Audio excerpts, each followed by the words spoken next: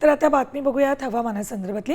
हवामान विभागाच्या ताज्या अंदाजानुसार शेतकऱ्यांची चिंता वाढणार आहे, कारण यंदा मान्सून लांबणीवर पडण्याची चिन्ह आहेत। मान्सून सध्या श्रीलंकेत सक्रिय आहे, केरळमध्ये पोहोचण्यासाठी अजून काही काळ लागेल असा अंदाज हवामान विभागाने वर्तवलाय।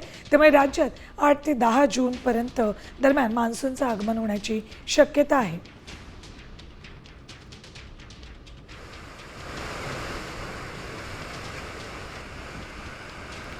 दरम्यान याबाबत हवामान विभाग प्रमुखांशी बातचीत केली आमचे प्रतिनिधी सचिन जाधव यांनी।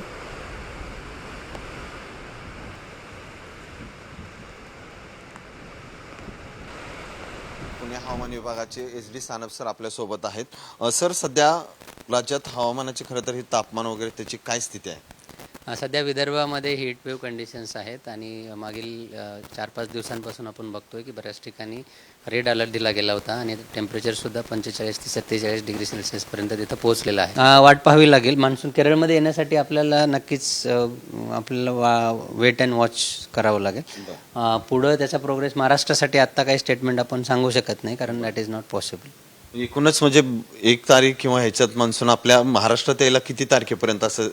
म्हणजे कसं असतं की 1 जूनला तो केरळमध्ये येतो आणि सरासरी 8 ते 10 दिवस पुढे महाराष्ट्रापर्यंत पोहोचण्यासाठी लागतात। पण ही सरासरी डेट आहे, सरासरी अंदाज आहे।